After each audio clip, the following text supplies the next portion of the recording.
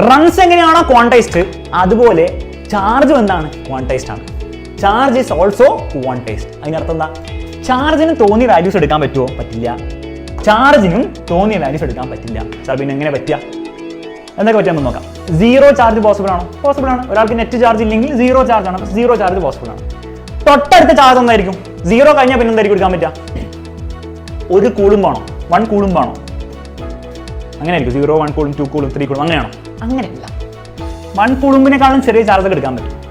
0 കഴിഞ്ഞാൽ തൊട്ടടുത്ത് എടുക്കാൻ പറ്റുന്ന ചാർജാണ് ഇ. ഇയോ സാർ ആരാണ് ഇ എന്ന് പറഞ്ഞാൽ? ഇ എന്ന് പറഞ്ഞാൽ ഇതിന്റെ നമ്പർ ഓർത്ത് വെച്ചോ. ഈ നമ്പർ ഇതിന് മുമ്പ് നിങ്ങൾ കണ്ടിട്ടുണ്ട്. എവിടെ കണ്ടെന്നുള്ള കാര്യം നിങ്ങൾ ആലോചിച്ചു. 1.6 × 10⁻⁻19 കൂളുമാണ്. 10⁻⁻19 കൂളും എന്ന് പറഞ്ഞാൽ വളരെ കുറവാണ്. അപ്പൊ ഇതാണ് ഇ എന്ന് പറഞ്ഞ സാധനം. ഇനെ നമ്മൾ വേറൊരു പേര് വിളിക്കും എലമെന്ററി ചാർജ്. ഏറ്റവും ചെറിയ ചാർജ്. ഇതിനേക്കാളും ചെറിയ ചാർജ് വേറെ ഇല്ല. അതാണ് എലമെന്ററി ചാർജ്. എലമെന്ററി സ്കൂളില്ല. അതുപോലെ എലമെന്ററി സ്കൂളിന് ഏറ്റവും ചെറിയ സ്കൂൾ. അതുപോലെ എലമെന്ററി ചാർജിന് ഏറ്റവും ചെറിയ ചാർജ്. ഈ ഒരു ചാർജിന് നമ്പർ നിങ്ങൾ കണ്ടിട്ടുണ്ട്. എവിടെ നിങ്ങൾ കണ്ടിട്ടുള്ളത്? ആ സാർ ഇതല്ലേ പ്രോട്ടോണിന്റെ ഇലക്ട്രോണിന്റെ ചാർജ് അല്ലേ? പ്രോട്ടോണിന്റെ ചാർജ് എത്രയാണ്? പ്രോട്ടോണിന്റെ ചാർജ് 1.6 × 10⁻⁻19 ആണ്. ഇ ആണ്. സാർ ഇലക്ട്രോണിന്റെ ചാർജ് തന്നെയല്ലേ? അതെ. പക്ഷെ ഒരു മൈനസ് ഉണ്ടെന്ന് മാത്രമേ. ഇലക്ട്രോൺ നെഗറ്റീവ് ആയതുകൊണ്ട് മൈനസ് ഇ ആണ് ഇലക്ട്രോണിന്റെ ചാർജ്. അപ്പൊ പ്രോട്ടോണിന്റെ ഇലക്ട്രോണിന്റെ ചാർജ് ആണല്ലേ? അതെ.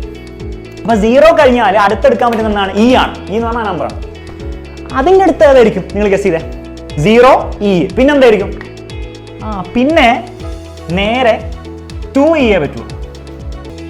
പിന്നെ നേരെ 3e, പിന്നെ 4e, പിന്നെ 5e, ഇങ്ങനെ പറ്റുള്ളൂ. അപ്പൊ എന്താ പറ്റാത്തത്? ഇത് 1e അല്ലേ? ഈ എന്ന് പറഞ്ഞാൽ 1e. 1.5e പറ്റുമോ? പറ്റില്ല. 1.6e പറ്റുമോ? പറ്റില്ല. ഇവിടെ കിടക്കുന്ന ഒരു 3.2e പറ്റുമോ? പറ്റില്ല. ഒന്നെങ്കിൽ 1e, 2e, 3e, 4e, 5e പറ്റുള്ളൂ. ഇങ്ങനെ പറ്റും. സാർ നെഗറ്റീവ് ചാർജും പോസിബിൾ അല്ലേ? അതും പറ്റും. പറ്റും. അതെങ്ങനെ പറ്റാം? അത് -1e പറ്റും, -2e പറ്റും, -3e പറ്റും, -4e പറ്റും, -5e പറ്റും. അങ്ങനെ പറ്റും. -5.5e പറ്റില്ല. അതായത് ചാർജ് ക്വാണ്ടൈസ്ഡ് ആണെന്ന് വളരെ ക്ലിയർ ആണ്. പ്രത്യേക വാല്യൂ എടുക്കാൻ പറ്റുള്ളൂ എന്ന് മാത്രമല്ല, ചാർജിന് എന്ത് രീതിയിൽ എടുക്കാൻ പറ്റുള്ളൂ?